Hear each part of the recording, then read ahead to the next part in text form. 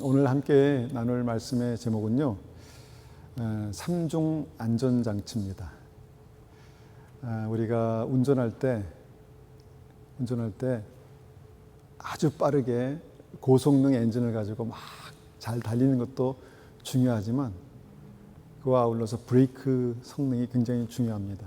왜냐하면 위험할 때 딱 설 수 있는 안전장치가 브레이크이기 때문에 그렇죠. 제가 한 40대까지 꼭 해보고 싶었던 버킷리스트가 있었어요.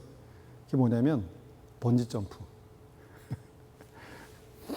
내가 이거 한번 꼭 해보면 좋겠다 그랬는데 여러 가지로 막 그냥 시간이 지나가고 못했습니다. 이제는 떨어지면 죽을 것 같아요. 그런데 우리 둘째가 그걸 했다는 거예요. 번지 점프. 그냥 아무렇지도 않게 친구들하고 가서 번지 점프 하러 간다는 거예요. 그래서 그래? 야, 아빠 너무 하고 싶었는데. 그러더니 뛰고 왔어요. 뛰고 와가지고 그때 우리 딸이 다르게 보이더라고. 대단하다 진짜. 내 딸이지만 대단하다. 어떻게 뛸 수 있나. 여러분, 그 절벽 아래로 확 몸을 던지는 거 이게 쉽습니까? 그런데 이 발이 안전하게 묶여있기 때문에 그것도 가능한 겁니다. 그러니까 우리 삶에는요, 이렇게 우리의 생명을, 우리의 삶을 안전하게 지켜주는 것들이 있죠. 그런데 보니까요, 믿음도 그래요. 믿음도. 여러분, 천국 가는 믿음이 얼마나 소중합니까? 중요합니까? 성경을 보다 보니까 자기는 구원받을 줄 알았대요. 주여 주여 주님의 이름으로 내가 선지자 노릇하면서 복음을 전하면서 능력을 행했습니다. 그런데 주님께서 막판에 마지막 순간에 내가 너를 모른다라고 하셨어요. 그에게 불법을 행하는 자들아 나에게 떠나가라 이렇게 말씀하셨거든요. 그러니까 이거는 그냥 심증만 가지고 확신만 가지고 갈 수 있는 가는 믿음의 길이 아니라는 생각을 하게 됩니다. 내가 잘 가고 있나? 내 안에 주님께서 살아계시나? 내 안에 역사하시나? 내가 예수 믿고 지금 주님께서 그래 잘하고 있어. 너 생명의 길을 가고 있어. 믿음의 길을 가고 있어. 이런 믿음을 가지고 있나? 고민해 보게 되는 거죠. 그리고 저는 목사로서 이런 고민을 함께 하고 싶습니다. 제 안에 하나님께서 역사하시고 말씀하시는 그 은혜가 있지만 우리 한 분 한 분의 삶 가운데서도 예수님께서 함께 하시고 말씀하시는 그 은혜가 있었으면 좋겠어요. 있었으면 좋겠어요. 제가 말씀을 읽다가 이 말씀 몇 가지 제가 정말 제 인생에 정말 하나님께서 나에게 생명처럼 주신 말씀이 있는데 그 중에 하나가 고린도후서 13장 5절 말씀입니다. 너희는 믿음 안에 있는가? 너희 자신을 시험하고 너희 자신을 확증하라. 예수 그리스도께서 너희 안에 계신 줄을 너희가 스스로 알지 못하느냐? 그렇지 않으면 너희는 버림받은 자니라. 여러분, 그 앞에 있는 말씀에 주목하시기 바랍니다. 너희가 믿음 안에 있는가에 대해서 믿음이 있는 사람들에게 말씀하신 것입니다. 너희가 믿음 안에 있는가? 예수께서 내 안에 계시는가? 예수님께서 나와 함께 계시는가? 늘 확인하래요. 왜냐하면 예수님께서 내 안에 계시지 않는 것은 믿음도 아니고 구원도 아니기 때문에 확인하랍니다. 어떻게 할 것인가? 그게 문제죠. 요한일서 5장 13절에도 이렇게 말씀하십니다. 또 증거는 이것이니 하나님이 우리에게 영생을 주신 것과 이 생명이 그의 아들 안에 있는 것이니라. 그것이니라. 아들이 있는 자에게는 생명이 있고 하나님의 아들이 없는 자에게는 생명이 없느니라. 내가 하나님의 아들의 이름을 믿는 너희에게 이것을 쓰는 것은 너에게 영생이 있음을 알게 하려 함이라. 자, 예수님께서, 하나님의 아들 예수께서 내 안에 계시는 사람들에게 영생이 있고 생명이 있다 말씀하십니다. 그래서 예수님께서 내 안에 계시는 것의 확인이, 내 안에 계시는 예수님에 대한 확인이 날마다 필요한 게 믿음입니다. 믿음입니다. 나에게 정말 믿음이 있는가? 돌다리도 두들겨 가라는 말씀이 있죠. 때로는 정말 충만할 때는 믿음이 있는 것 같아요. 근데 삶이 확 곤두박질 치고 마음에 확 눌림이 있을 때는요, 내가 믿음이 있나 이런 생각을 하게 되는 것이죠. 그러면 어떻게 합니까? 나와 함께 계신 주님을 만나러 가는 거예요. 기도의 자리로, 기도의 골방으로 가는 것입니다. 믿음이 무엇입니까? 성경이 말씀하는 믿음이 무엇입니까? 우리가 고민하면서 성경을 보고 또 보고 읽고 묵상하고 암송하는 것이죠. 주님께서 이 믿음에 대해서 우리에게 말씀하시죠. 주 예수를 믿으라. 그리하면 너와 내 집이 구원을 받으리라. 우리가 아까 읽었죠. 예수 믿으면 구원받는 것입니다. 그러니까 살아있으면 숨쉬는 것입니다. 숨쉬면 살아있는 것입니다. 그러니까 예수 믿으면 구원받는 것입니다.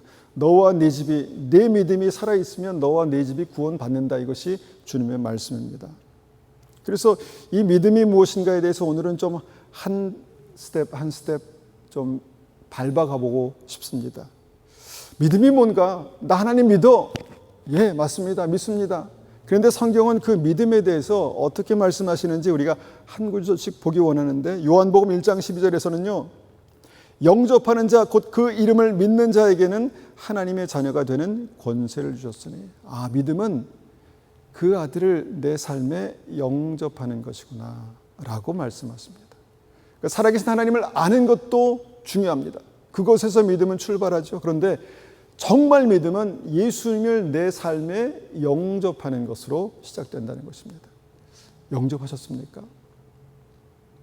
어떻게 영접하는 것입니까? 사도행전 2장 36절에서는요. 그런즉 이스라엘 온 집은 확실히 알지니 너희가 십자가에 못 박은 이 예수를 하나님이 주와 그리스도가 되게 하셨느니라. 예수님을 어떻게 영접하는 것입니까? 라고 묻는 사람들에게 이 말씀을 줄 수 있습니다. 십자가에서 우리 죄를 위해서 죽으시고 부활하신 예수님, 그 예수님을, 십자가에서 우리 죄를 위해 죽으시고 죽음에서 부활하신 그 예수님을 하나님께서 우리의 주와 그리스도가 되게 하셨다. 주인이 되게 하셨다. 주인이 되게 하셨다. Lord. 그래서 많은 하나님의 사람들이 주여 그렇게 하는 것입니다. 주여, 주인으로 영접하는 것입니다. 그리스도는 무엇입니까? 메시아로, 구원자로, 오직 예수 안에 구원이 있습니다 라는 고백으로 예수님을 주로, 그리스도로 그렇게 영접하는 것입니다.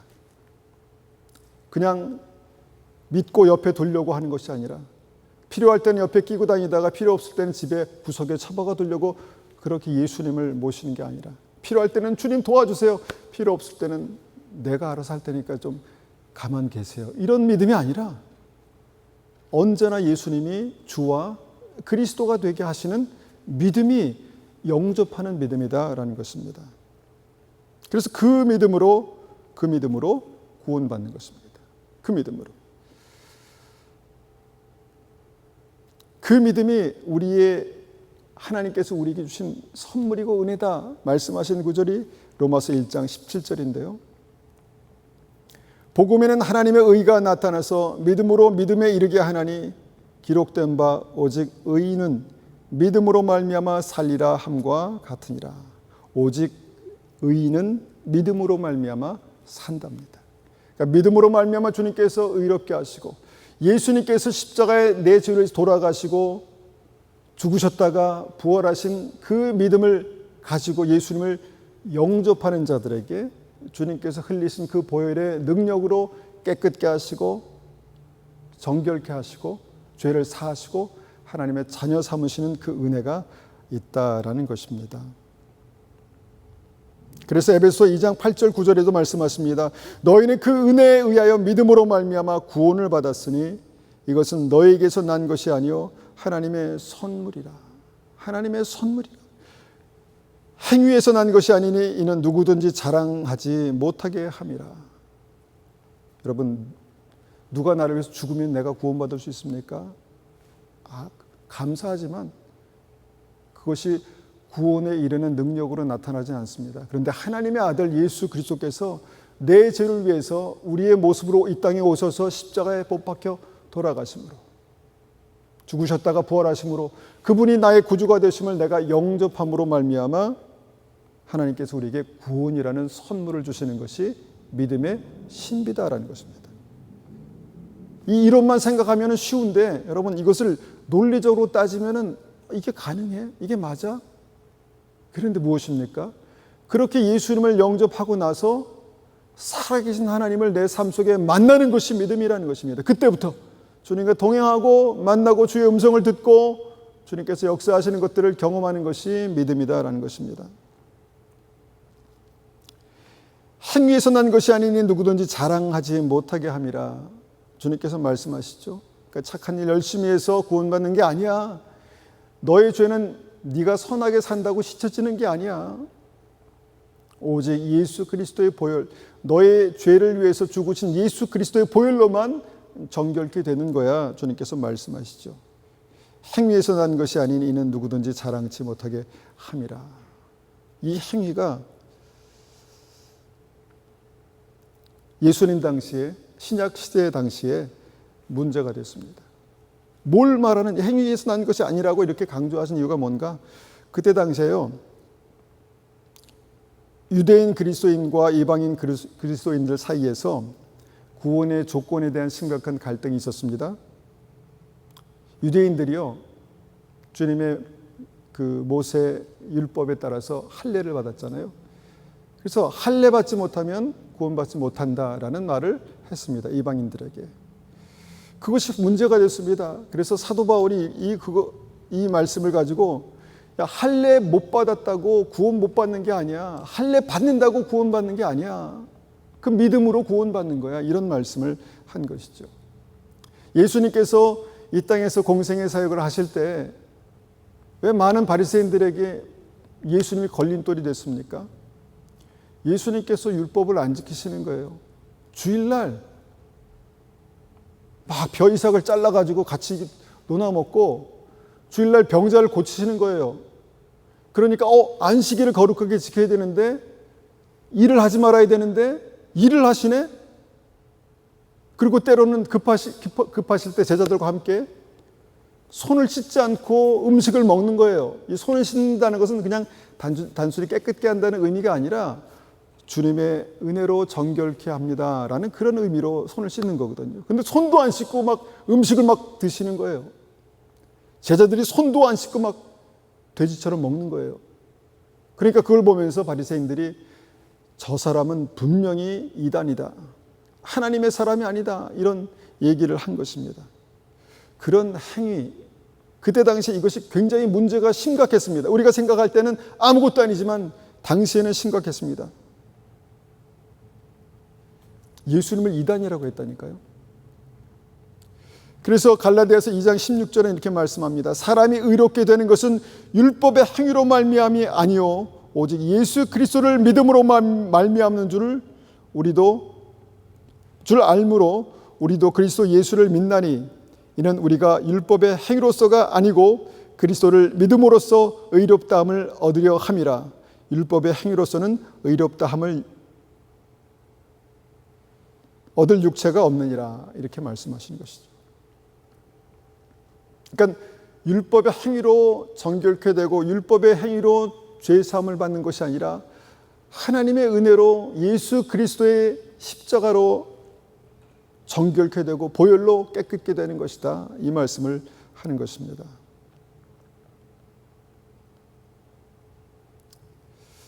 그런데 이제 이 말씀을 읽다 보니까 이 말씀이 우리에게 어떤 면책 특권 같은 게 돼가지고요. 아무렇게나 막 살아도 나는 예수님 영접하고 세례 받았으니까 아무렇게나 막 살아도 돼 라는 그런 어떤 뭔가 자유함이 생기기 시작했습니다. 사람들에게. 그러니까 예수 믿는 것은 정말 그 은혜를 누리는 거지 그렇게 뭐 여러 가지로 어려운 일들을 뭐 이렇게 막 아둥바둥 그렇게 살아가는 게 아니야 라는 생각을 하게 됐습니다. 그런데 그런 사람들에게도 주님께서 하실 말씀이 있으셨던 것 같아요. 그게 바로 야고보서 2장 17절입니다. 이와 같이 행함이 없는 믿음은 그 자체가 죽은 것이라. 사람들은요, 이 행함과 행위, 사실은 이제 단어가 다르지만 본질적으로 다른 거예요. 그러니까 이와 같이 행함이 없는 믿음은 그 자체가 죽은 것이라. 이걸 가지고 막 설교를 하다 보면요, 행위 구원을 강조한다라고 저 사람 이상한데 이렇게 말하는 사람들이 계시더라고요. 그런데 계속해서 강조합니다. 내 형제들아, 만일 사람의 믿음이 있노라 하고 행함이 없으면 무슨 유익이 있으리요? 그 믿음이 능히 자기를 구원하겠느냐? 이와 같이 행함이 없는 믿음은 그 자체가 죽은 것이라. 믿음이 두 가지가 있대요. 살아있는 믿음과 죽은 믿음. 살아있는 믿음과 죽은 믿음. 죽은 믿음으로 구원 못 받는다는 얘기를 하는 것입니다. 영혼 없는 몸이 죽은 것 같이 행함이 없는 믿음은 죽은 것이라. 영혼 없는 몸이 죽은 것 같이 아주 막 직설적으로 이것이 구원이 아니다라고 말씀하고 있는 거예요. 영혼 없는 몸이 죽은 것 같이 행함이 없는 믿음은 죽은 것이라. 여러분, 이것이 행함에 대해서 강조하고 있지만 여기에 주어가 뭔지를 봐야 돼요. 주어가 뭐냐면요, 믿음이에요. 행함이 없는 믿음. 행함이 믿음을 수식하고 있습니다. 다시 말해서 진짜 믿음이 있으면 믿음으로 살게 된다는 거예요. 여러분, 살아있는 사람이 죽은 채 한다고 얼마나 하겠습니까? 숨 안 쉬고 여러분 얼마나 버틸 수 있겠습니까? 살아있으면 숨을 쉬게 돼요. 그렇지 않습니까?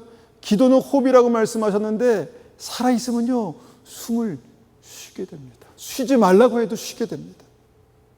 그러니까 살아있는 믿음은요, 숨 쉬는 사람, 기도하는 사람이에요. 기도가 살아나는 사람이에요. 여러분, 살아있는 사람은요, 가만히 숨 안 쉬고 있어도 맥박은 뛰면 심장이 뛰는 거예요. 심장. 살아있는 믿음은요, 주님을 향해 가까이 오면요, 이 심장이 뛰어요. 추상적으로 이렇게 설명했지만, 말씀드렸지만 여러분, 그것을 경험한 분들은 아실 것입니다. 살아있으면 분명히 그 삶 속에 증거가 있다는 것입니다. 그런데 믿음이라고 하는데 살아있는 증거가 없는 믿음들은 죽은 믿음이다 라는 것을 말씀하신 거예요. 그 죽은 믿음을 말씀하신 건데 그 행함, 오직 믿음으로 구원받았다는 것 때문에 율법, 할례, 어떤 그런 것과 혼동해서 믿음이 마치 그냥 아무렇게나 살아도, 아무렇게나 믿어도 예수님 나의 구주가 되십시오 라고만 얘기하면 그것이 지적인 동의에서 끝난다 할지라도 구원이다 이렇게 얘기하는 것은 조금 위험한 것입니다. 위험한 것. 그래서 살아있는 믿음은요, 뭔가 달라도 다르다는 것입니다. 제 첫째 아이가 이제 4학년을 졸업하고 이렇게 뭔가 사회에 나가야 될 때가 됐는데 하루는 제가 걱정이 됐습니다. 얘가 남자친구를 데려오는 꼴을 못 봤네 라는 걱정이 되는 거예요. 남자친구가 없네. 그나마 대학에 있고 뭔가 활동하고 그럴 때는 남자친구가 있었을 것 같은데, 생길 것 같은데 이제 바쁘게 막 살다 보면 남자친구가 없지 않을까? 하루는 그런 고민이 막 몰려왔습니다. 그래서 그날이 목요일 날이에요. 그래서 그렇게 기도했습니다. 이건 제가 딸에게도 얘기한 거기 때문에, 하나님, 우리 이 딸이 지금 남자친구를 주면 좋겠습니다. 주시면 좋겠습니다. 주세요. 남자친구 주세요. 그렇게 제가 기도했죠. 좀 가벼워 보이는 기도겠지만 나름 심각했습니다. 하나님, 남자친구 주세요. 그러고 나서 여러분, 다음날 아침 9시에 전화가 왔습니다. 제가 아는 목사님께 전화가 왔어요. 내가 아들이 있는데 그 집 딸 있죠? 우리 한번 소개해주면 어떻겠냐고. 근데 제가 좀 부담이 됐습니다. 제가 잘 아는 목사님이라 가지고 혹시 이게 안 되면 관계도 깨지고 어렵지 않을까. 그런데 전날 제가 한 기도가 있잖아요. 그래서 만나게 하고 결혼하고 아들 낳고 잘 살고 있습니다. 가끔 하나님께서요, 어떤 기도는 잘 안 들어주세요. 막 기도했는데 아마 때가 아니거나 하나님께서 무슨 이유가 있으실 것 같아요. 근데 어떤 기도는요, 즉각적으로 응답해 주세요. 즉각적으로. 제가 올 초에 좀 이렇게 지치는 것 같아요. 지치고 좀 사역이 너무 힘들어가지고 그렇게 처져 있었습니다. 오늘 아침에 우리 선교사님께도 이렇게 나눴는데, 이 서양 교회에서 아무래도 우리가 이제 재정이 줄어들고 인원이 줄어들고 그러니까 약간 좀 밀어내려는 그런 분위기가 약간 느껴지면서 갑자기 오피스도 옮기라 그러고, 그러니까 마음에 낙심이 되는 거예요. 그래서 참 힘들다, 지친다 이런 생각을, 이런 이제 마음을 가지고 있었습니다. 그러면서 이제 토요일 날 와서 이제 기도하면서, 하나님, 저에게 함께 동역할 수 있는 정말 헌신된 분 4-5명만 보내주세요. 이렇게 기도했습니다. 그런데요, 갑자기 김도현 목사님 오시고, 그 다음에 갑자기 정성교사님 이렇게, 김수희 선교사님 이렇게 연결되고, 그 다음에 우리 데이빗 선교사님 부부 또 목사님 또 연결되고, 갑자기 그 생각이 드는 거예요. 어저께 기도하는데 주님께서 신실하게 이렇게 뭔가 나의 기도를 응답하시는구나. 근데 이거는 이제 그냥 같이 확증할 수 있는 내용이기 때문에, 그런데 깜짝 놀라게 주님께서 저의 기도를 응답하신 것들을 보게 돼요. 먼저 그 나라와 그 의를 구하라, 그리하면 그 모든 것을 더하시겠다는 하나님의 약속을 제가 가끔 믿음으로 선포하잖아요. 실제로 그런 일들이 일어나는 것을 보게 돼요. 때에 따라서 하나님께서 하나님의 방법으로. 그러면서 부인할 수가 없는 거예요. 하나님께서 나를 지금 눈동자와 같이 살피시고 있구나, 보시고 있구나, 함께 하시고 있구나.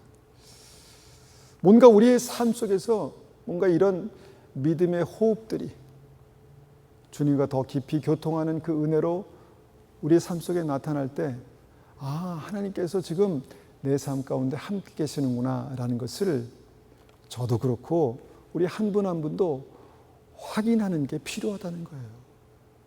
그냥 믿음이 기독교 종교로 그냥 주일날 예배 드리는 것으로 끝나는 것이 아니라, 그리고 삶 속에 돌아가서는 주님과 상관없는 그런 믿음으로 열심히 땀 흘면서 그냥 일하고 다시 주일엔 딱 믿음의 스위치를 켜고 주일날 교회에 나오는 것이 아니라, 우리의 삶 속에 뭔가 살아계신 하나님, 기도로 호흡하며 성령으로 숨쉬며 하나님께서 살아계심을 확인하는 그런 은혜가 필요하다는 것입니다.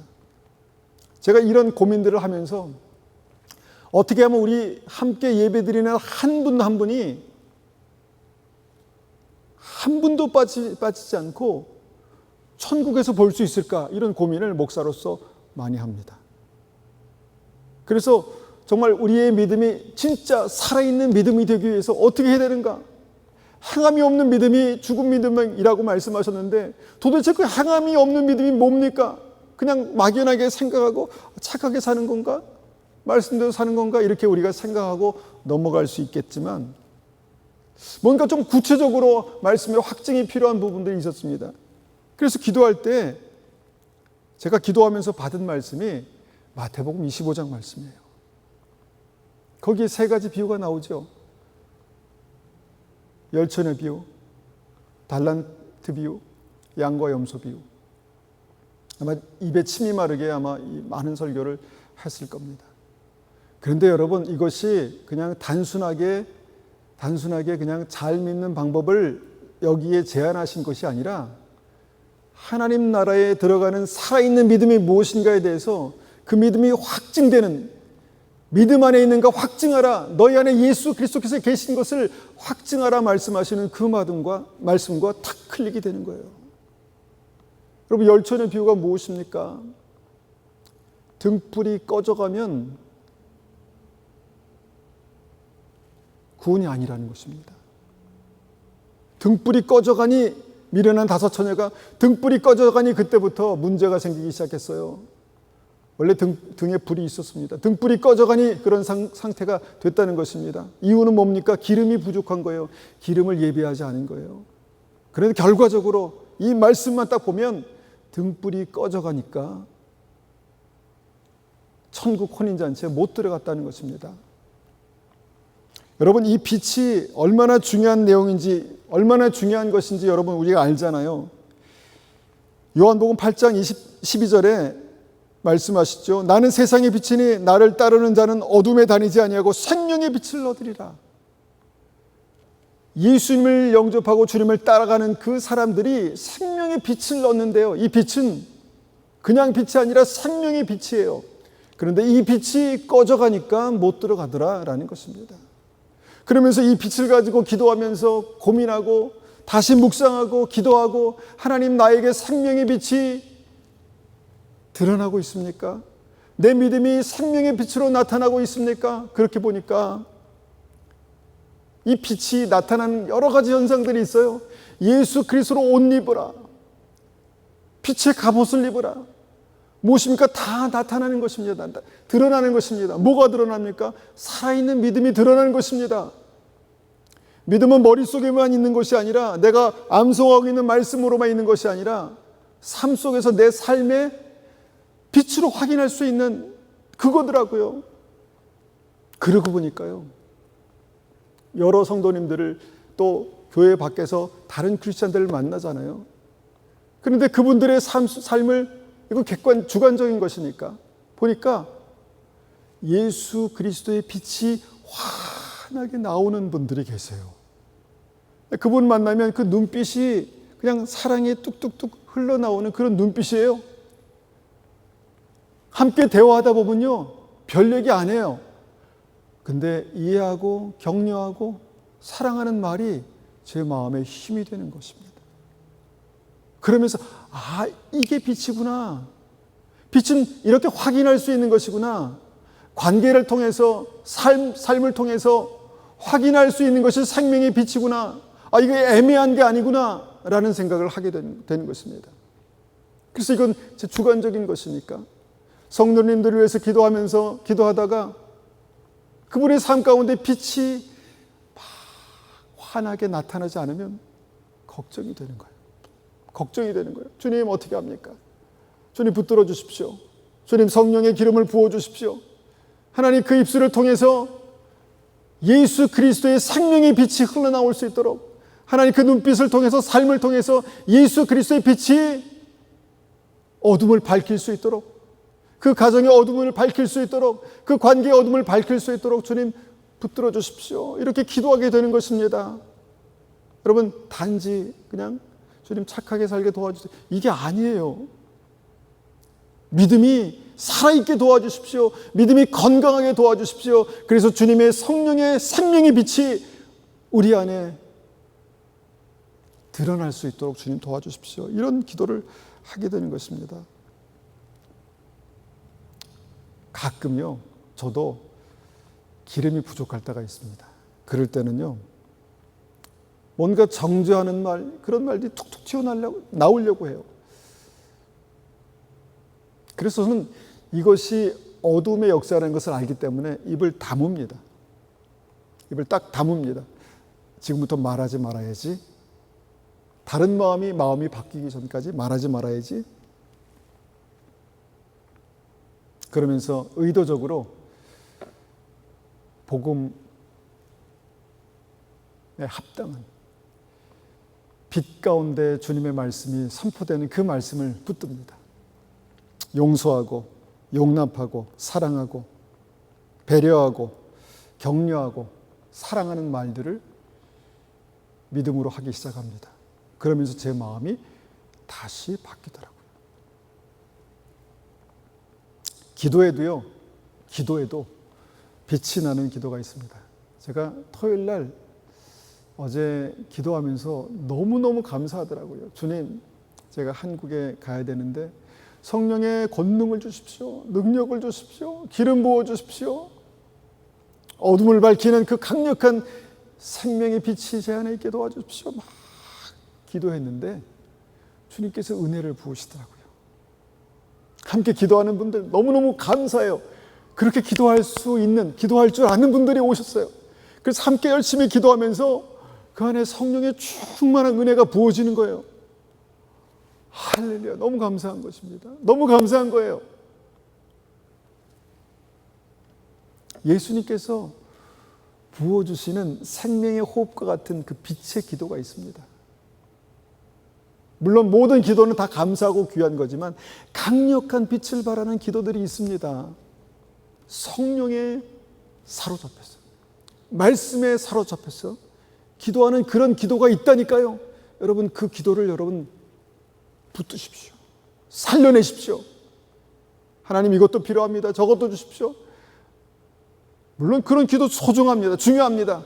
그런데 그거는 약간 어떻게 보면 젖을 먹는 어린아이 같은 기도입니다. 그런 기도도 소중하지만 그런 기도로부터 시작해서 깊이 성령 안에서 주님, 제가 어떤 믿음으로 살기를 원하십니까? 나의 상황이 이런데 주님, 나의 삶을 통해서 어떤 영광을 나타내시기를 원하십니까? 하나님, 내가 힘들고 어렵지만 믿음으로 살길 원합니다. 뭔가 하나님께서 기뻐하시는 기도. 예수님도 힘드셨어요. 겟세마네 동산에서. 주님, 정말 하나님, 고민이 돼서 죽을 지경입니다. 예수님도. 그런데 그 기도를 통해서 다시 기름 부으심을 회복하시고 빛으로 기도하십니다. 하나님, 그러나 나의 원대로 마시고 하나님의 뜻대로 되기를 원합니다 라고 기도하시고 그 기도대로 십자가를 향해서 걸어가셨다는 것입니다. 빛의 기도가 있어요. 살리는 기도가 있어요. 그 빛이 역사하는 기도가 있다니까요. 그런데요, 여러분, 우리가 뭔가 말씀을 통해서, 기도를 통해서, 하나님께 온전히 드린 예배를 통해서 이 기름이 공급되지 않으면 뭔가 내 마음속에 걸림돌이 있거나 상함이 있거나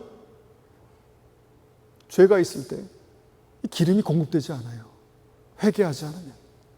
그래서 막혀 있어요. 그냥 그 상태로 막혀 있으면요, 여러분, 믿어도 어둠이 역사하는 거예요. 내 마음속에 계속해서 어둠이 역사하고, 여러분, 이거는 저도 그렇고 여러분들 모든 사람들에게 동일하게 나타나는 그런 반응입니다. 어둠이 역사할 수 있습니다.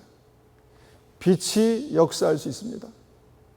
어둠이 계속해서 우리의 삶 가운데 지속되고 그 어둠이 점점 더 깊어지면요, 이거는 우리의 믿음이 지금 빨간불이 들어온 거예요. 살려내야 돼요. 이게 살아나야 우리가 고민하는 그 문제 있죠. 우리가 지금 걱정하는 그거 있죠. 그게 살아나는 거예요. 먼저 그 나라와 그 의를 구하라. 우리가 믿음 안에 살아나면 하나님께서 다른 것들을 살리시는 거예요, 여러분. 기도를 살려내십시오. 기도를 살려내십시오. 혼자 기도하기 어려우면 기도를 부탁하세요. 마태복음 25장 8절에 그 하나님의 천국 혼인잔치에 들어가지 못하는 그 미련한 5 처녀가 위기의 순간에 고백했던 고백이 있습니다. 등불이 꺼져가니, 등불이 꺼져가니. 그때부터 시작된 것이, 위기는 그때부터 시작된 것입니다. 근데 그때부터 판단이 막 흐려지고 주님 오실 때가 가까웠는데 밖에 나가서 헤매고 돌아다니면서, 여러분, 그때가 오기 전에 시간이 있을 때, 기도할 수 있을 때, 예배 드릴 수 있을 때, 주님께 집중할 수 있을 때, 여러분, 성령의 기름을 예비하세요. 사모하시면, 주님을 간절히 구하면, 기도하면 주님께서 성령의 기름을 부으세요. 생명의 빛이 우리의 삶 가운데 어둠을 몰아내는 그런 역사가 있다니까요. 그런데요, 예수님 알아도 주여 주여 제가 주님의 이름으로 선지자 노릇했습니다. 예수님 알아도 등불이 꺼져갈 수 있습니다. 그게 문제인 거예요. 이 사람이 구원받았나 안 받았나 이걸 지금 말하는 게 아니라 등불이 꺼져갈 수 있다니까요, 여러분. 기름이 없으면 살려내십시오. 여러분들 기름을 예비하고 여러분의 생명의 빛을 살려내십시오. 이것이 바로 제가 고민하고 얻은 첫 번째 행함이 있는 믿음입니다. 갈급하시고 사모하시고 주님 앞에 믿음으로 나가십시오. 많은 지식이 필요한 것이 아닙니다. 주님 은혜가 필요합니다. 주님 은혜가 필요합니다. 여러분 이 마음 가질 수 있잖아요. 두 번째 마태복음 25장에서 확인할 수 있는 그 산 믿음의 열매가요, 우리가 알고 있는 것처럼 달란트입니다. 달란트가 여러분 탤런트, 재능이라고 생각하시면 안 돼요. 각자의 능력에 따라서 주님께서 어떤 사람에게는 5달란트, 어떤 사람에게는 2달란트, 어떤 사람에게는 1달란트를 맡겼는데, 그 맡기신 이유는 다 종들이, 세 사람 종들이에요. 맡기신 이유는 그 달란트를 가지고 어떤 믿음의 순종, 믿음의 삶을 살아갈 책임을 주신 것입니다. 그런데 그 책임에 대해서 소홀히 했던, 이거 주셨어? 이거 갖고 뭐 한다고? 땅에 묻어뒀던 1달란트 받은 그 사람이 들었던 그 말씀을 여러분 기억하시지 않습니까? 악하고 게으른 종아. 악하고 게으른 종아. 여러분 2달란트, 5달란트 받았던 사람들이 그것을 받고 어떻게 살았을까요? 그건 여러분들이 각자 기도하면서 풀어야 될 숙제지만, 믿음으로 살았더니 5달란트가 10달란트가 됐어요. 2달란트가 4달란트가 됐습니다. 주님 많은 것을 바라지도 않으세요. 그냥 내가 가진 것에 한 배만 더 남겨라. 저는 이것을 가지고 고민했습니다. 하나님 이 달란트가 무엇입니까? 저에게 주신 달란트가 무엇입니까? 고민합니다.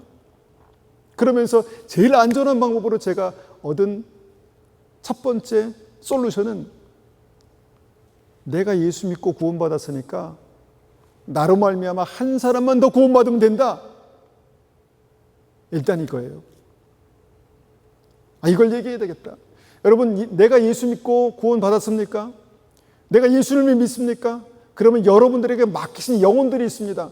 나는 1달란트 받았는지 2달란트 받았는지 5달란트 받았는지 모르겠지만, 하나님께서 여러분들에게 맡기신, 여러분 통해서 구원받아야 될 그 영혼들이 있다니까요, 여러분. 그러면 복음을 전하십시오. 나는 잘 몰라, 잘 설명하지 못해, 그냥 하나님 살아계십니다, 이것만 얘기해도요, 성령 역사하세요. 예수님이 우리 죄를 위해 십자가에 돌아가셨습니다, 이것만 말씀해도 여러분 진심은 진심으로 들립니다. 성령이 역사하십니다. 나는 믿음이 연약하니까 난 못해. 그래서 1달란트예요. 그래서 묻어둔 거예요. 여러분 이것을 여러분 꺼내십시오. 주님께서 구원받는 믿음에 대해서 뭐라고 말씀하셨습니까? 열매로 한다. 살아있습니다. 잎이 돋아나고 살아있는 증거들이 나타납니다. 꽃이 피었습니다. 누가 그러시더라고요. 꽃은 인생의 클라이막스가 아니다. 인생의 클라이막스는 열매다. 열매. 내가 주님 앞에 가서 보여드려야 될, 가져가야 될 열매가 뭔가? 여러분 고민이 필요한 거예요. 두렵고 떨림이 필요한 거예요. 두렵고 떨림으로 구원을 이루라 말씀하셨으니까 이 부분에 대해서, 이 부분을 생각할 때는 두렵고 떨림이 필요한 것입니다. 그러면 내가 시간이 있을 때, 뭔가 주님께서 그 마음을 주시고 말씀을 듣게 하시고 주님께 집중할 수 있을 때 그 믿음으로 사는 것입니다. 가정에서 그 믿음으로 살아내는 것입니다. 힘들어요. 어렵습니다.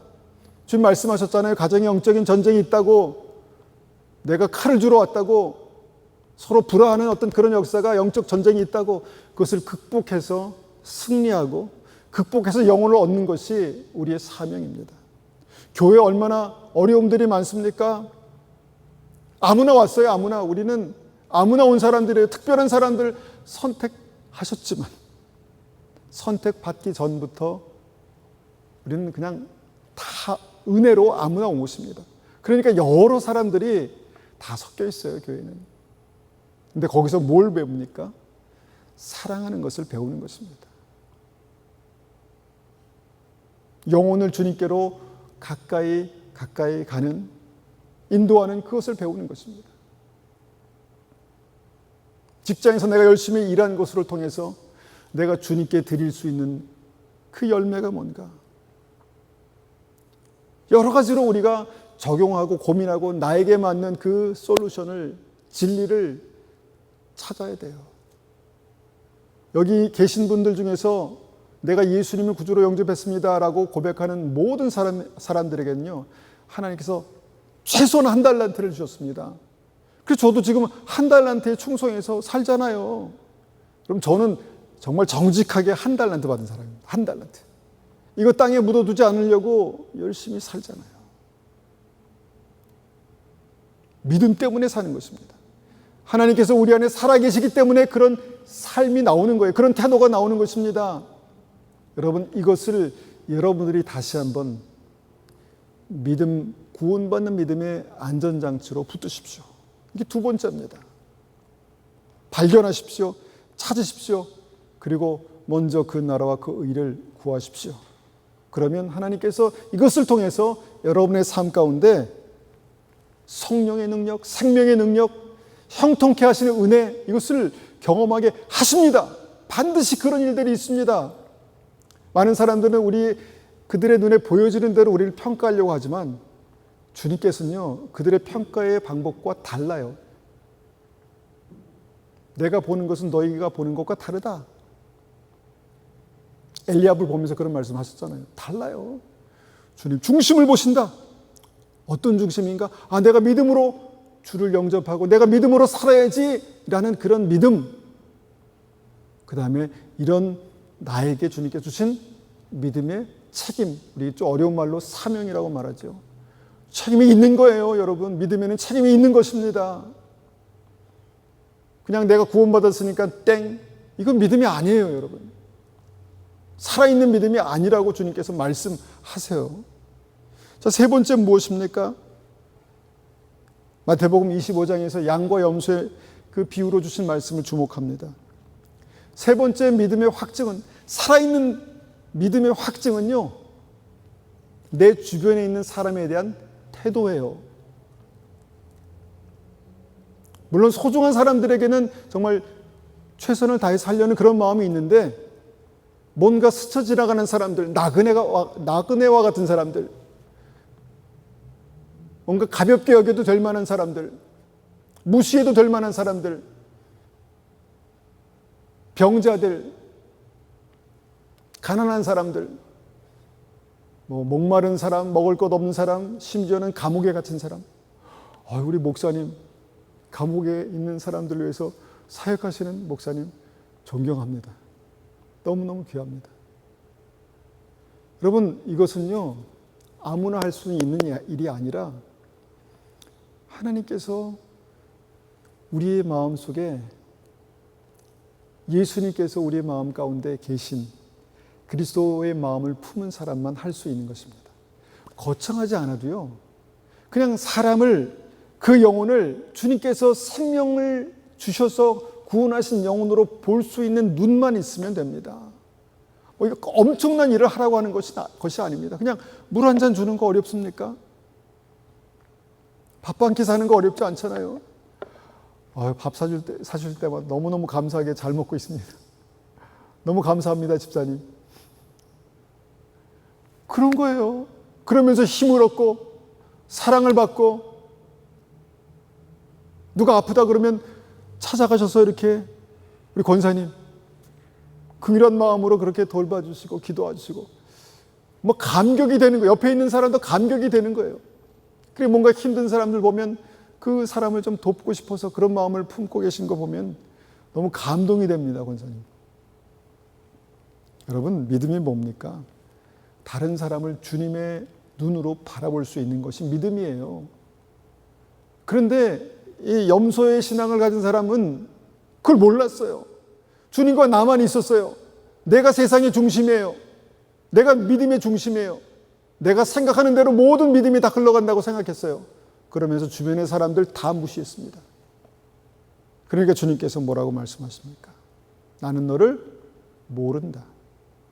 주여 주여, 그들도 예수님을 주님이라고 불렀죠. 주여 주여, 저는 주님을 언제 제가 주님을 그렇게 먹을 것도 안 드리고 마실 것도 안 드리고 그랬습니까? 주님 언제 저에게 오셨습니까? 아니다. 나는 너에게 분명히 갔다. 그래서 가끔 노숙자들이 이렇게 가끔 예배 시간에 들어오면 제가 막 무시할 수 없는 거예요. 여러분, 그 사람을 예수님의 눈으로 바라볼 수 있는 것이 살아있는 믿음의 증거입니다. 한 영혼이 얼마나 귀한지를 믿음으로 바라볼 수 있는 그 믿음이 살아있는 믿음입니다. 그래서 이것들이 여러분 행함이 없는 믿음은 죽은 믿음이다 라고 말씀했을 때 아주 균형 잡힌 어떤 그런 모습으로 내가 정말 살아있는 믿음을 붙들 수 있는 방법들이에요. 제가 발견한 방법들이에요. 여러분들도 믿음으로 붙드시기를 축원합니다. 여러분 건강하게 지금 우리가 살잖아요.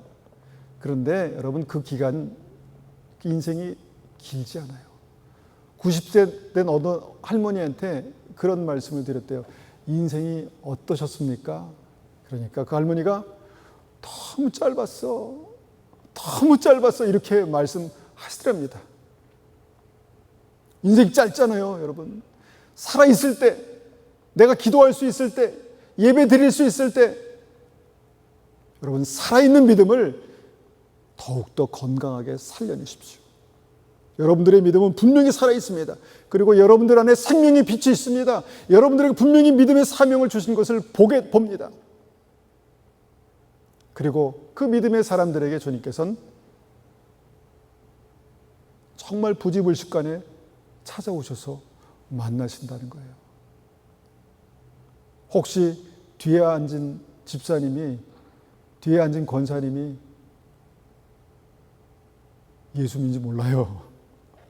그렇지 않겠습니까? 그러니까 이제 우리가 한 영혼들에게 최선을 다하는 것입니다.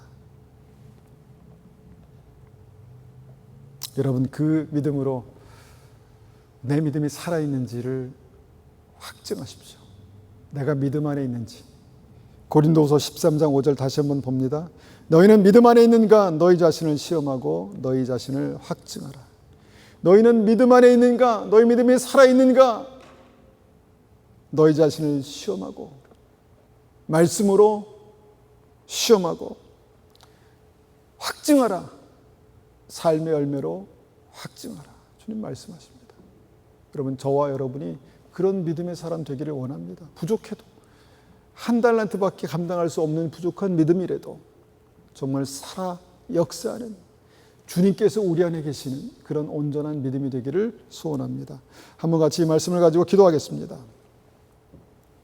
아버지 하나님, 우리는 부족하지만 예수님께서 우리 안에 계십니다. 주님께서 우리에게 생명을 주셨습니다. 생명의 빛을 허락하셨습니다. 어둠을 몰아내고 우리가 믿음 안에서 정말 생명을 꽃피우고 열매 맺을 수 있는 그런 은혜를 우리에게 허락하셨습니다. 살아있을 때, 시간이 있을 때, 살 수 있을 때, 걸을 수 있을 때, 말할 수 있을 때 우리의 삶 속에 그런 생명의 열매를 맺는 은혜가 있게 도와주십시오. 그렇게 한번 같이 기도하겠습니다.